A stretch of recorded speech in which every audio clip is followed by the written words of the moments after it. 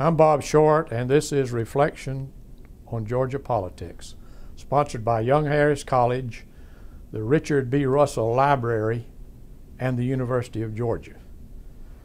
Our guest is Eric Tanenblatt, who has had a very enviable record as a political and campaign consultant, both nationally and in Georgia. Welcome, Eric.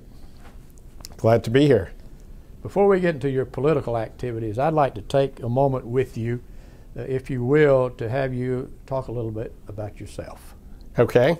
All right. Well, I was born in eastern Long Island up in New York, and I was raised. I have a sister, and she's my only sibling, and I was very involved as growing up in community activities in New York. Very involved in student government when I was going to school, both going back to elementary school and was president of my high school. And when it came time to looking at schools, there was something about the South that attracted me. And so I decided to look down south and found Emory University. And I attended Emory. Graduated with a degree in economics, was very involved in student government throughout my college career. After in between my junior and senior year, I took the summer and spent it in Georgetown, at Georgetown University in Washington, and was participated in a program called the Institute for Comparative Political and Economic Systems.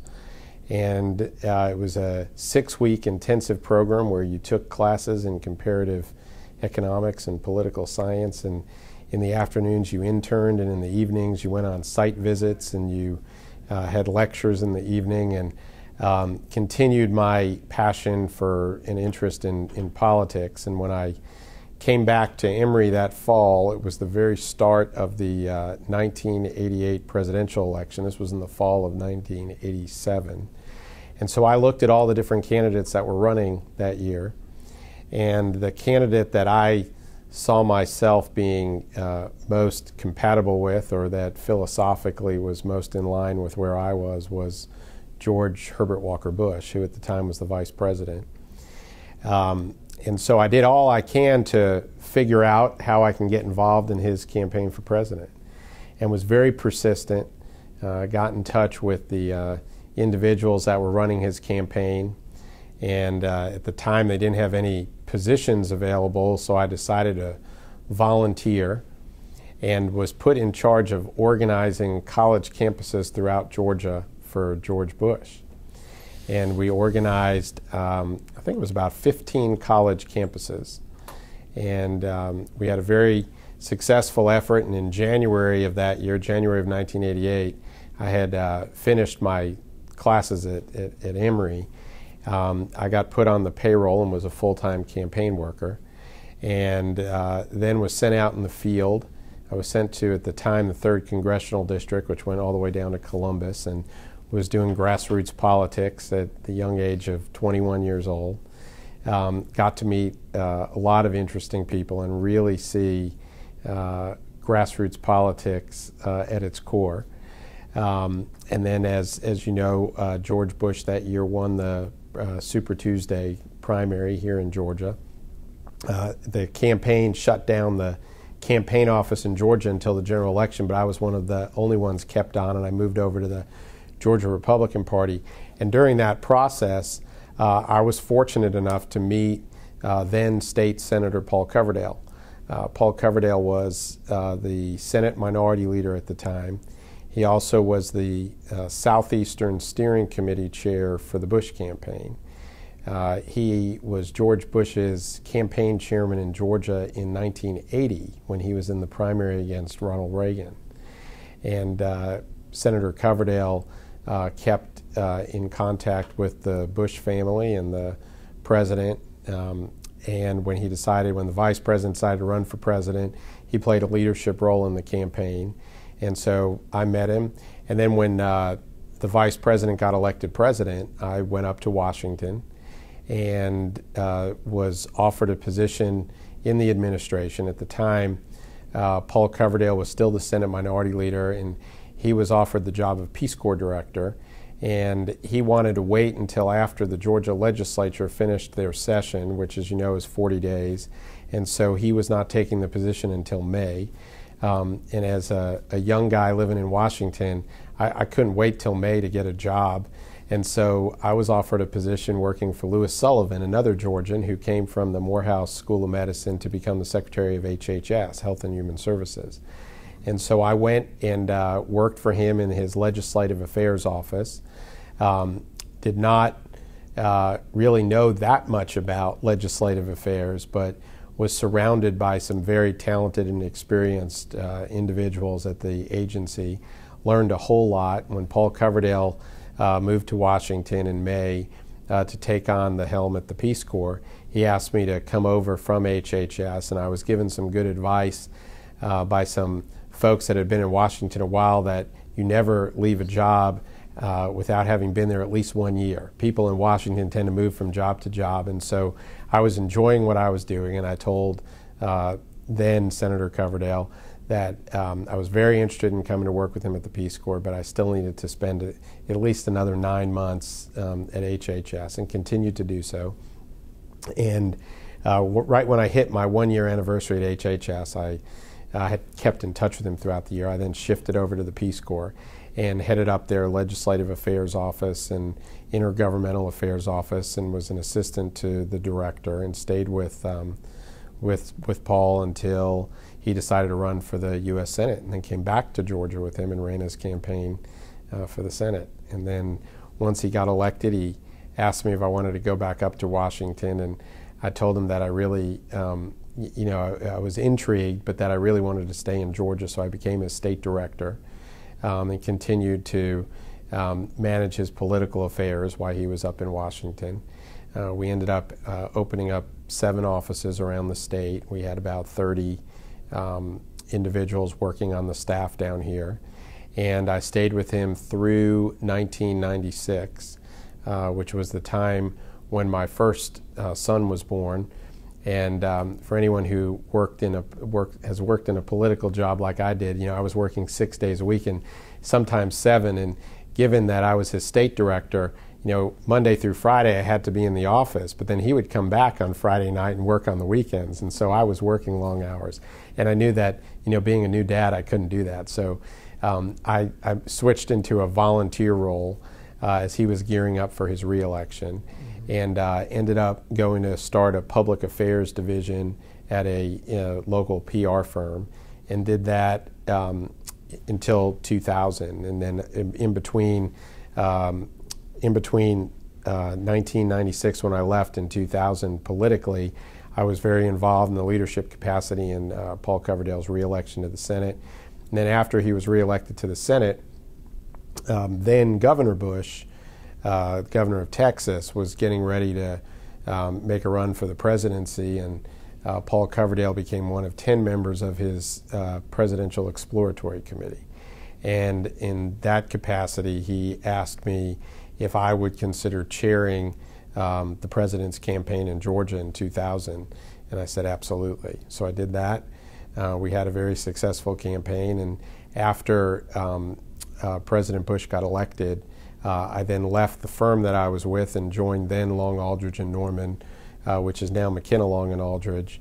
I left in 2003 when Sonny Perdue got elected governor and became his first chief of staff. I did that for a year and then came back to McKenna, Long & Aldridge, where I now head our national government affairs practice. Let's go back to 1992. Okay. When Senator Coverdell decided to run for the United States Senate against an incumbent Democrat. And frankly, as I recall, few people gave him much of a chance to win. But he did. And how did you do it? Well, Georgia, while it was controlled by the Democrats at the state level, and at the time we had 2 Democratic United States senators, Georgia was really, people would describe it as we have federal Republicans, that Georgia was becoming much more of a conservative state. Newt Gingrich was the only Republican congressman at the time. But because of the growth of the state, you had a lot of people that were moving in, the growth of the suburbs. The state was becoming much more conservative and much more Republican. And we knew that. And in 1992, in a presidential race, you have a much higher voter turnout than you do in an off-year election. And that was a presidential race. The increase in voters tend to be new voters that moved into the state. They may not know some of the local politics, but the national politics is what draws them out. And Georgia, as you know, was in 1988 went for George Bush. And so the trends were showing that at the federal level, we were going to turn out a much greater vote for Republicans. Now, in the presidential race in 1992, as you recall, Ross Perot was in the race. Had Ross Perot not been in the race, I think President Bush would have carried the state. But it did turn out a large number of conservative voters, and I think that is what helped get Paul Coverdell to where he got in the polls. He didn't win, as you remember, in 1992. He ended up actually getting less votes than Wyche Fowler did, but because there was a libertarian in the race, Wyche Fowler wasn't able to get over 50%. And we had the runoff law, which forced it in a runoff. And the libertarian endorsed Paul Coverdell. And in 1992, because George Bush lost to Bill Clinton, the whole country's attention was focused on Georgia.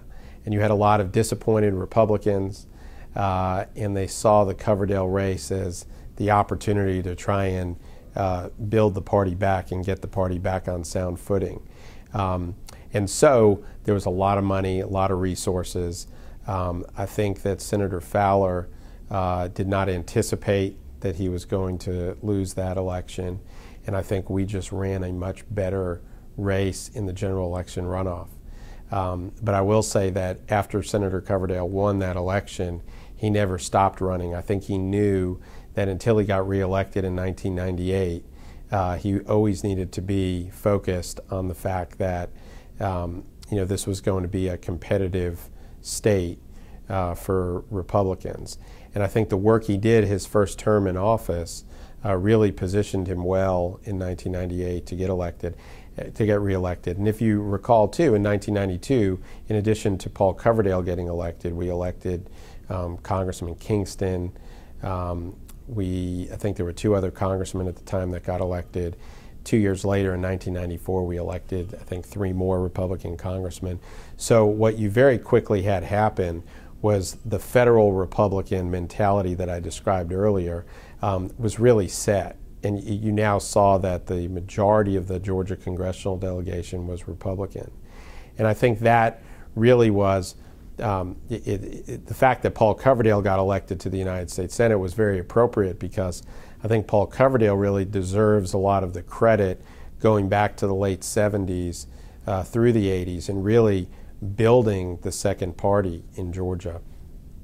Georgia had a Republican Party throughout the 60s and 70s, but I think it was Paul Coverdell who recognized that in order for the Republican Party to really grow and eventually become the majority party in the state, it was going to require outreach to broader constituencies. And I think Paul Coverdell brought in people like Fred Cooper, who became the chairman of the Republican Party in the early 80s, and brought in business leaders like Joe Rogers from Waffle House and others that Guy Milner got very engaged in the party.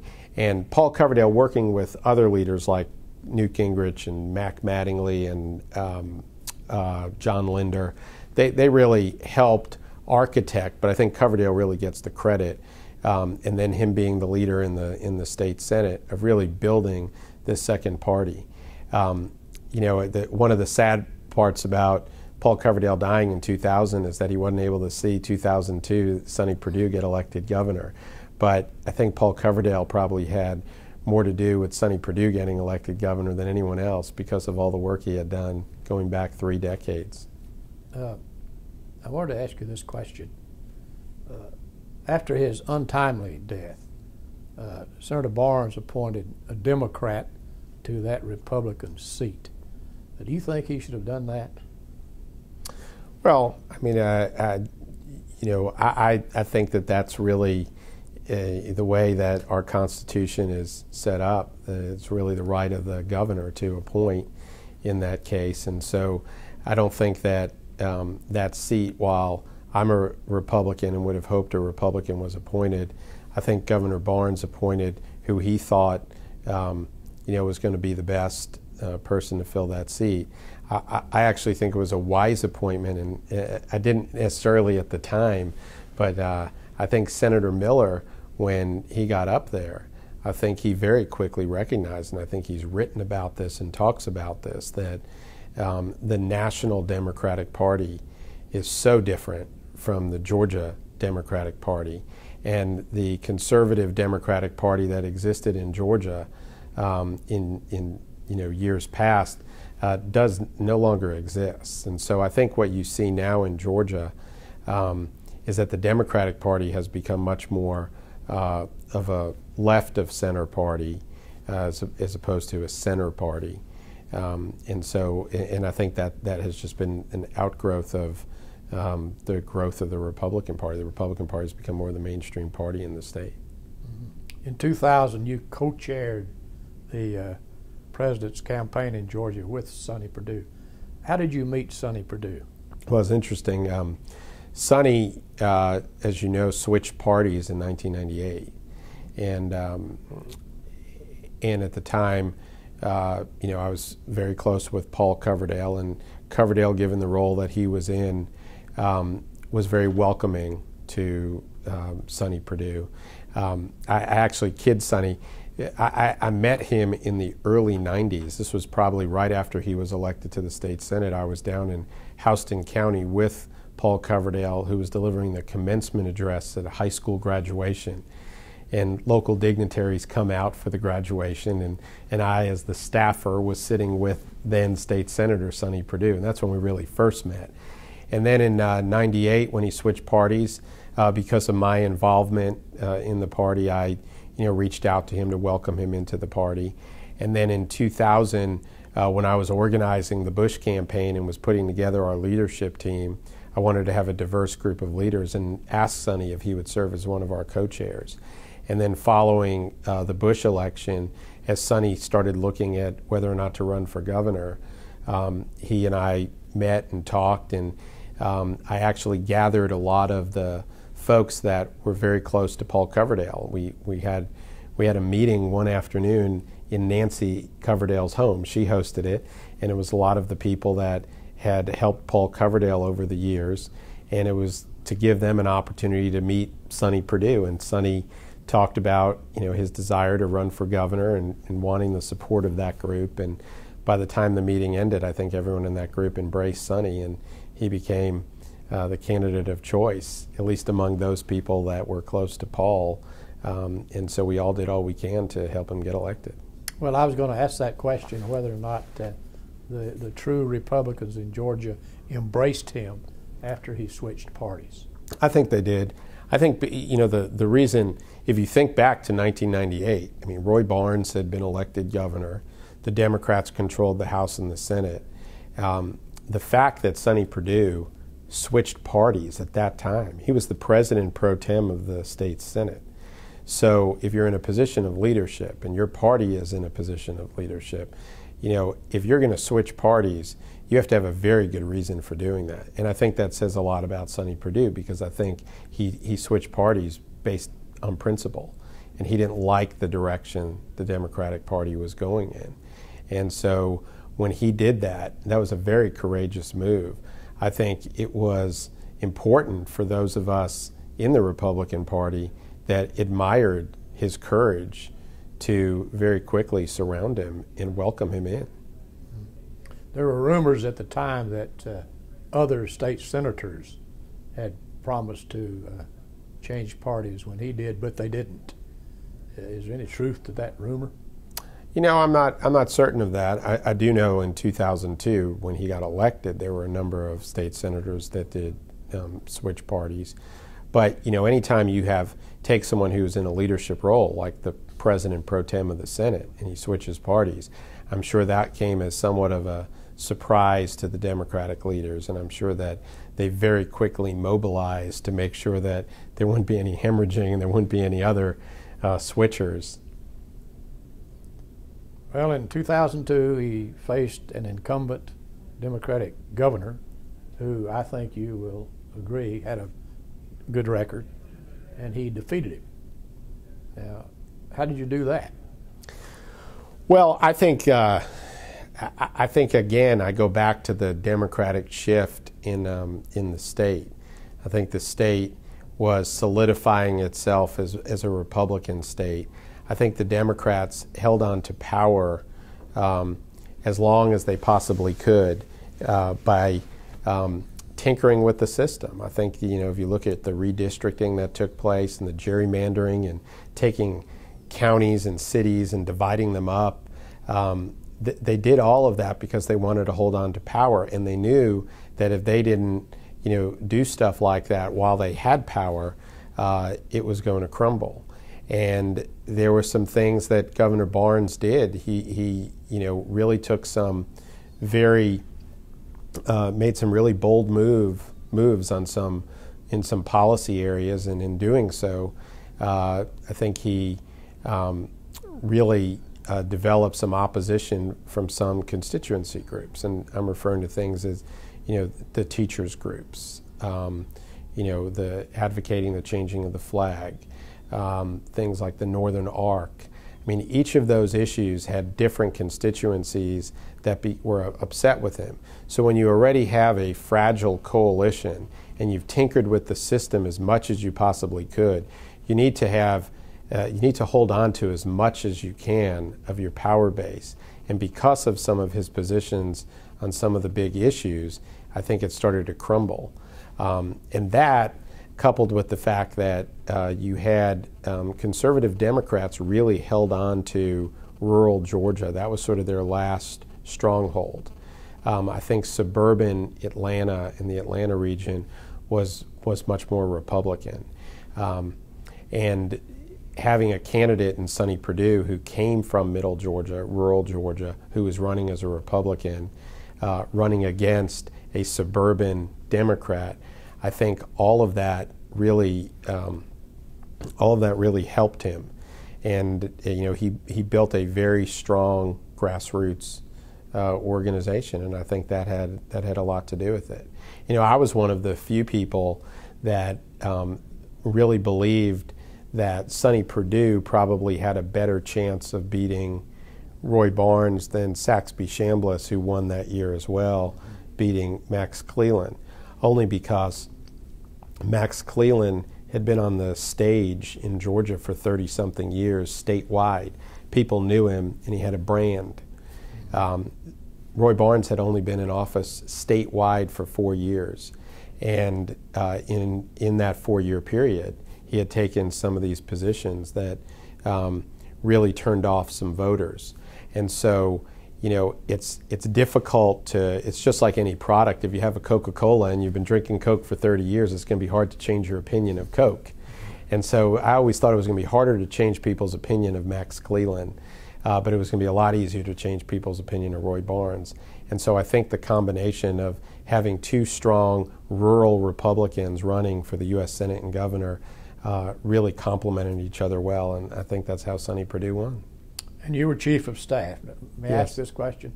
How difficult was the transition from the Democrats to a new Republican who defeated the Democratic candidate? Well, I had a head of dark hair when I started and a head of white hair when I left. No, just kidding.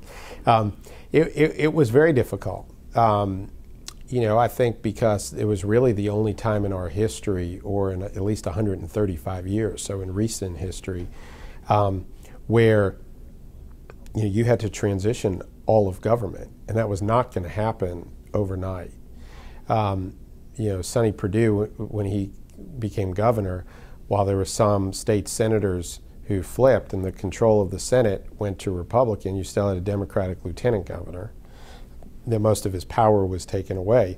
But you also had at the same time Speaker Murphy got defeated, yet the Democrats still controlled the House, so we had a Democratic House. So not only were we having to deal with new leadership in the Senate that had never led before, but we also were dealing with new leadership in the House that had to deal with a Republican Senate and a Republican governor. Plus, we had a state government that had been run by one party for so long. And so we really had to do a lot of work changing agency heads, department heads, and I mean that took a while. I think it took one full term probably, and in some areas probably even longer, to fully transition government. I think government's now fully transitioned, and with the House flipping 2 years later, I think that helped in terms of the legislature. But it was a very difficult job. Plus, at the time when Sonny Perdue got elected, not only did we have to transition government, but we also were experiencing the recession after September 11th. And so we had a $1.65 billion budget deficit. And so we had to deal with that. We also had, as you recall, to deal with the flag issue. And so, we had all the changes in government, we had to deal with the budget issues, and we had to deal with the flag issues. So, even though it was a year, I sort of equate it to dog years because it really felt more like 7 by the time I left.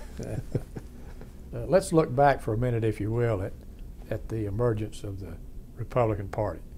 You had Bo Calloway in '66. You had Mac Mattingly in '80. You had Perdue winning in 2002. But it seems to me the gigantic victory was in 2004 when the Republican Party won control of the House of Representatives.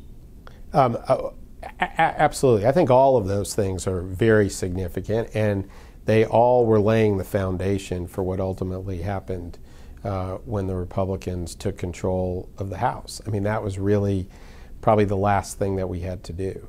And once that happened, I think you can say without a shadow of a doubt that Georgia flipped to a completely Republican state. Our whole federal delegation was Republican, and now the entire state leadership and the legislature and the executive branches of government are controlled by the Republicans.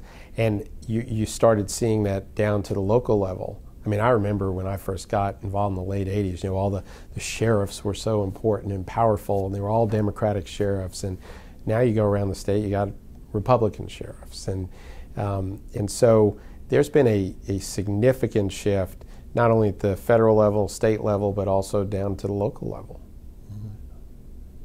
So the Republican Party now is in control. That's correct. Are they doing a good job? Well, I think anytime you have someone new in power, they go through a transition. I think Sonny Perdue, after the first few years, he was obviously much more comfortable in his role. The state Senate got much more comfortable the second year than the first year. I think the Speaker has grown over the last several years. So I think that, there's been a transition period for Republicans. I think they've made mistakes, and I think they would readily admit that there are certain things that they did along the way. But I think by and large, if you're talking about a wholesale change, and after 135 years of one-party dominance, I'm pretty proud of the Republican Party over the last 5 years as to how they've transitioned. And I think politics in Georgia has transitioned. I think anytime you have one party that dominates everything for so long, you create what some refer to as the good old boy network. But I think what's happened now is you have new people in office that come from different walks of life around the state that are much more attuned to what their constituents want. And I think the people, their constituents, have much more of a voice in what is happening in terms of policy down at the state capitol. Now, that being said, Republicans can fall into the same traps that the Democrats did. And so it's important that Republicans look at some of the mistakes the Democrats made in years past to make sure they don't make those same mistakes. I didn't mention 1994 when Newt Gingrich to Congress and his contract for America. Would you comment on that for us? Well, I mean, that was obviously after the 1992 defeat.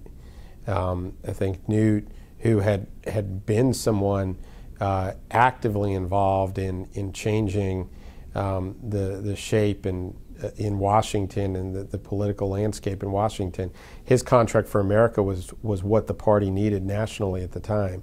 Republicans needed to stand for something. We had just lost our president, and that contract for America sort of laid out some key core positions that really delineated where the Republicans stood from the Democrats. And so that effort was so important.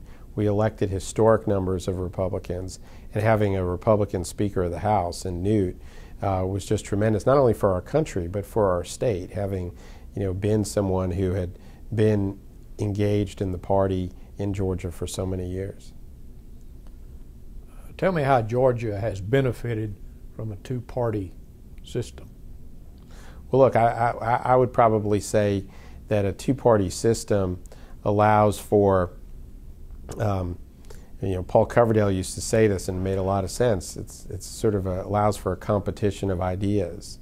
And when you have two parties that have very different views and issues, as long as you can debate those issues, what will typically happen is when you have a competition of ideas, the final policy that would get enacted will be the best policy because you've incorporated in the ideas from both parties. Lawmakers in Georgia, Republican lawmakers like Paul Coverdell, like Johnny Isakson, who was the House Minority Leader when Paul Coverdell was the Senate Minority Leader in the Georgia legislature, they were very effective lawmakers. They were effective because they were able to work with the majority party. And I think that is so critical that, I think there's a national mood that's been set by our new president that, we need to get beyond red America and blue America, and we need to be working together.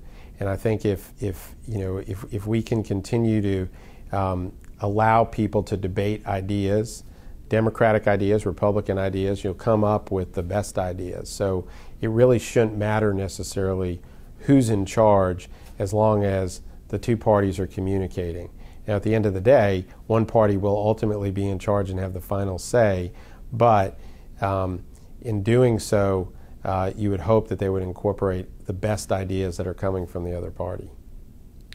If you were asked to make a prediction, how long do you think the Republican Party will remain in power in Georgia? It's hard. That's hard to say. I think it really depends on what our Republican leaders do in the coming years. I think in the short term, I think it's going to be a while before there's a shift. We're about to go into reapportionment after the 2010 election. I think that there will be, Republicans will still control the legislative seats, the majority of the congressional seats in the state. And so I think it's going to take a dramatic shift before something really significant happens. Now, I will say that we have a growing Latino population, growing African American population, and I think it's going to be important that Republicans don't just look like a white party, and they're going to have to reach out beyond just white constituency, and if they want to continue to stay in the majority role. If they don't, then I think that over time, there will be a rise among Democrats. But I think our Republican Party leaders recognize that, and I'm optimistic that they'll do the right thing and they'll maintain the majority status for a while. You campaigned for outgoing President Bush, and you know him very well. How do you think history should treat him? I think history will treat him a lot better than what has been said by many pundits and the public as he was leaving office. You can look at President Truman's probably the best example that I've heard cited.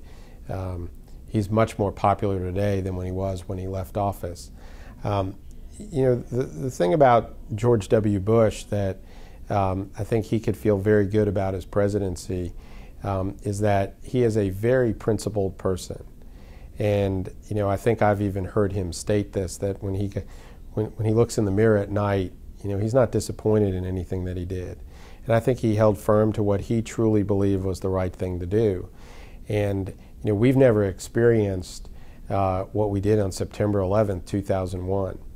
And I think it's very easy to criticize some of the things that the president either did or didn't do. But, we can't forget the fact that there has not been another domestic terrorist attack on our homeland since September 11th, 2001. And I think you have to give George Bush credit and his administration credit for that. It's interesting, having been involved in his campaign in 2000, it's interesting how the things he campaigned that he wanted to do, he really didn't get to do a whole lot of that, because once September 11th happened, his whole agenda changed. And he became a wartime president, and he really had to focus on the whole issue of terrorism.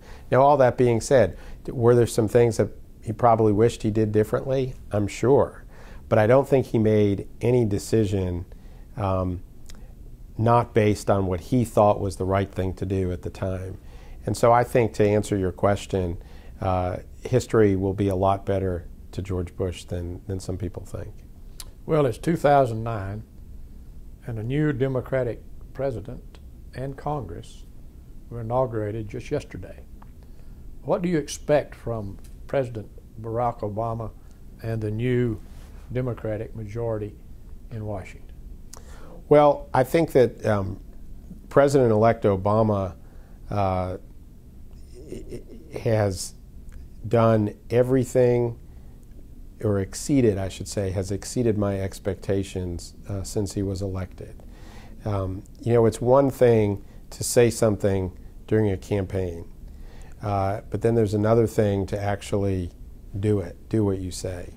And, I remember in 2004 when he gave his speech at the Democratic Convention, and he was talking about, we shouldn't have a red America, a blue America, there's one United States of America. I remember saying to my wife that, if he really believes that, this man at some point is going to be a national figure.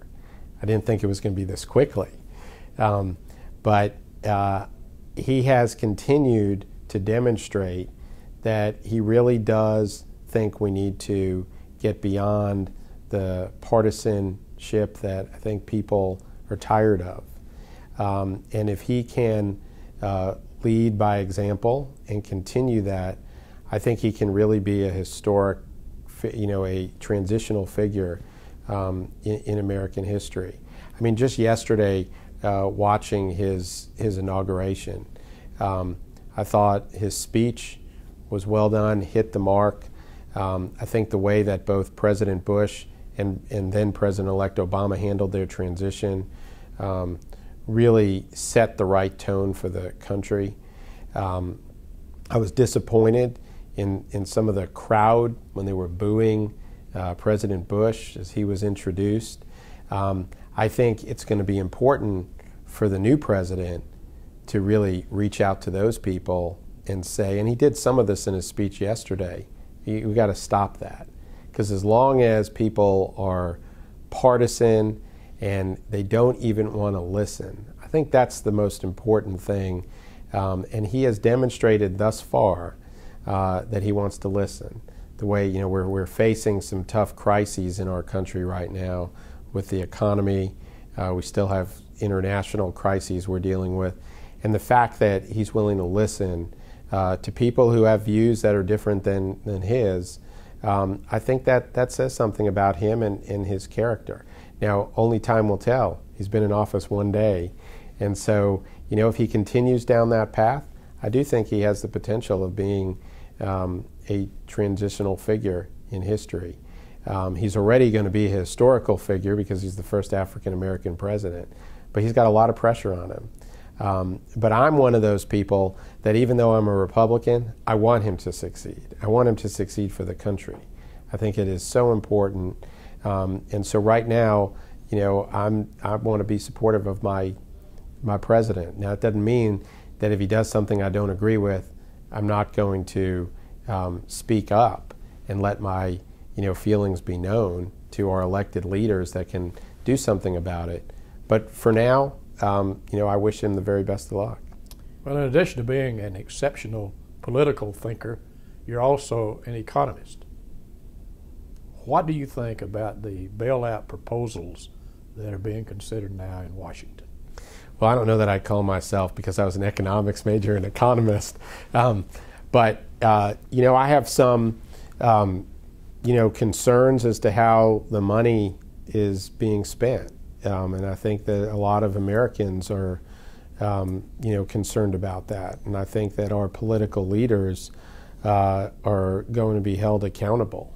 And so whether you're talking about the TARP funds that have been used to go to the banks, or a portion to the automobile manufacturers, or to Freddie Mac and Fannie Mae, I think that the American people have already let it be known that they have some concern because they haven't felt like that money has really made it into the system. I think people have found that it's still very difficult to get credit. This new $350 billion, the second tranche of the TARP funds, the indications are that that's really going to be used to buy up some of these toxic mortgages. And so let's see if that happens. If it happens and credit becomes regularly available, then I think that will be good for the economy and the system. With regards to the stimulus package that's being talked about, $850 billion is a lot of money. I was startled at a figure I saw yesterday that when President Clinton got elected in 1992, he had a stimulus package right after he got elected, and it was $18 billion. And we're now talking about $850 billion. And that's only 16 years ago. So that's a lot of money. And really, it's going to be how that money is sent back to the states or sent back to taxpayers, or how that money is actually used. That's going to be critically important, that there's accountability, there's transparency. But we do need to do something to get our economy out of the rut that we're in right now. Did you ever consider running for public office? I never have. I've been very fortunate throughout my career so far, in that I have been exposed to a great number of real leaders in our state and in our country. But probably the person that that I'm probably most fortunate to have met at a very young age, right out of college, was Paul Coverdell. And he was my mentor up until the day he died in 2000. And he taught me a whole lot about politics, about government, about people, about how important it is to listen to people, how you can bring people together. And so, I think that I could be just as effective behind the scenes, helping our political leaders, than actually being out there on the stage. The governor's election in 2010, do you have a crystal ball? Well, I think it's going to be a spirited contest. I think the contest is going to be decided in the Republican primary. Right now, there's 3 candidates that are out there talking about running: the Insurance Commissioner, John Oxendine, the Lieutenant Governor, Casey Cagle, and the Secretary of State, Karen Handel. I know all 3 of them. They're all 3 dedicated public servants. I think that they all love our state, and I think they have a vision for Georgia. I guess it's really hard to say at this point what will happen, because I'm not necessarily sure that we know who all the candidates are. There may be more than just those 3. Qualifying is 14 months or 15 months away, so there's still plenty of time for someone else to get in the race. And as I've learned over my political career too in politics, things can change overnight. And so, I mean, I've seen presidents with, 70, 80% approval rating one day, and 2 months later, they got, 40% approval rating. So things can really change overnight. And so I think it's too early to tell what's going to happen. So I'm not going to predict. Okay. In addition to your political activities and your political career, you're also engaged in other matters. Would you tell us about some of those? Yeah, I have had a passion since a young age of volunteerism in service. I think that it is important for people to give back to their community and serve others. And so I have, throughout my life, have been involved in volunteer activities. I served on the Hands on Atlanta board in 2000, and when I was in the governor's office, worked with the governor, Michelle Nunn, who was the first executive director of Hands on Atlanta, to form something called Hands on Georgia, which is a statewide organization to encourage communities across the state to form programs similar to Hands on Atlanta to engage individuals in various communities in volunteer service within their community. And there's now 14 affiliate chapters throughout the state of Georgia. Hands on Georgia is the first state in the country to have such a program. Where they're affiliated with the Hands On Network, which is now part of the Points of Light Institute that was actually started by George Bush, the 41st president. I chaired Hands on Georgia for the first 4 years, and then had to step down because I was appointed by President Bush and confirmed by the Senate to serve on the board of directors for the Corporation for National and Community Service, which is the federal agency that runs the AmeriCorps program, the VISTA program, the Senior Corps, the Foster Grandparent program, and really sets the policy agenda for national service throughout our country. And with the new president having just been sworn in, and even alluded to this in his activities on Monday on Martin Luther King Day, that national service is going to be a key piece of what he is going to promote. So I envision the corporation to be very active and involved. So in addition to my political activity, I'm also going to serve. I guess my term is for another 4 years. So I'm going to serve, I guess, in the Obama administration. It's a bipartisan board. Half of the board members are appointed by, then it was the president and the Senate majority leader, and now I guess it would be the president and the Senate minority leader. So it's half Republican and half Democrat, but it's really a bipartisan board. And so that's my other passion. Well, you've had an illustrious career. Thank you. And we thank you for what you've done for our state of Georgia. Well, thank you.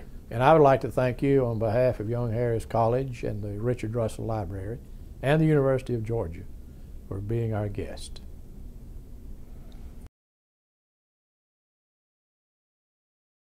Paul Coverdell.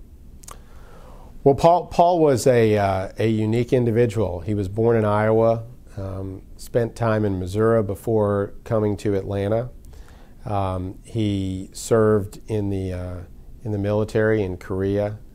When he came back, he joined his father in an insurance marketing business and built it up to a very successful business. And while he did that, ran for the state senate in '68, finally got elected in 1970, served 19 years in the state senate. He used to talk about how when he first got elected, the Republicans can all hold a caucus meeting in a phone booth. And the interesting thing is that when he left in 1989, the Republicans were on the rise. I don't think they had reached 20 yet, but they were approaching 20 in terms of members of the Georgia State Senate. He served as minority leader in the Senate for 15 years. He became engaged with George Herbert Walker Bush in the late 80s when George Bush was contemplating running for president in the primary against Ronald Reagan. And he ended up chairing George Bush's campaign. He also recognized early on that if Georgia was really going to be a two-party state, the party really needed to broaden its base, and worked with leaders like John Linder and Newt Gingrich and Mac Mattingly to really broaden the state Republican Party. He served as chairman of the Georgia Republican Party from 1985 to 87. So he did that while he was Senate Minority Leader and while he was running his insurance business. In the 1988 presidential election, he was the Southeastern Steering Committee chair for George Bush. Then was selected to become the director of the Peace Corps. And that was a very exciting time. I was fortunate to be there at the time. Peace Corps had entered more countries during his tenure than it had in its whole history. That was also the time when the wall came down, and Paul Coverdell was responsible for sending the first Peace Corps volunteers into Eastern Europe.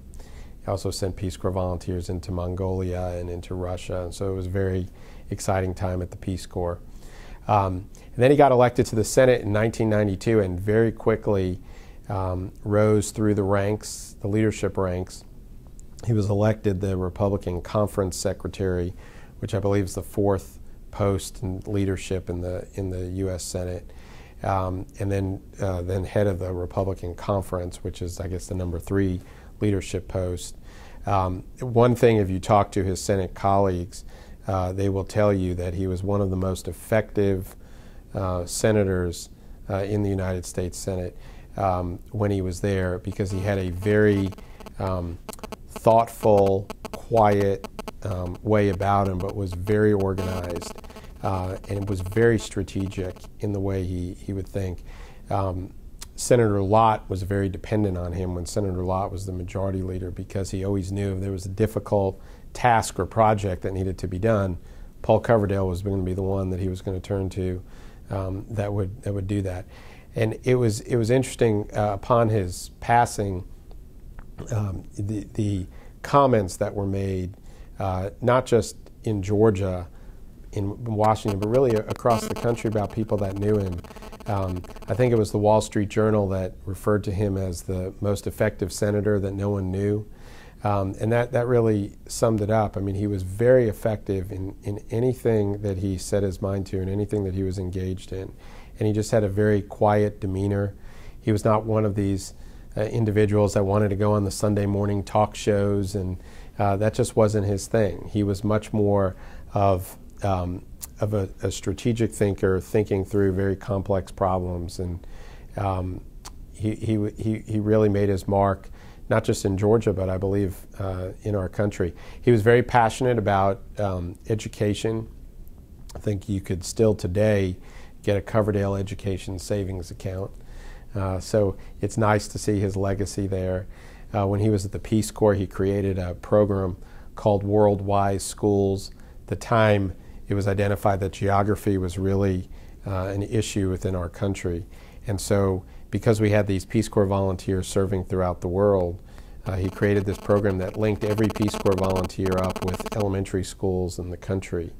And it was almost like a pen pal relationship, but then they produced information, media information on each of the countries so that the students back here in elementary school can learn about what these Peace Corps volunteers were seeing overseas. That program has now been institutionalized, written into statute, and there's now the Coverdell Worldwide Schools program. And not only is every Peace Corps volunteer connected to an elementary school, but now they have returned Peace Corps volunteers connected to elementary schools, and you can actually go to the website and there's a whole library of videos, and it's really been a very effective program. So he made his mark on our country, around the world, through his efforts in the Peace Corps, and of course here in the state of Georgia.